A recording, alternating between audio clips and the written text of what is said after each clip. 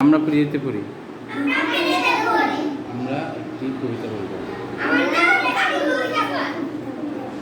আমরা একটি কবিতা বলব।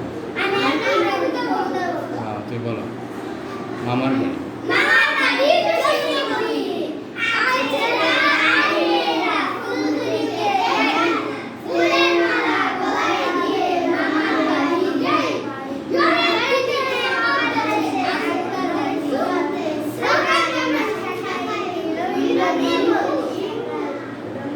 মামার বাড়ি যশোর।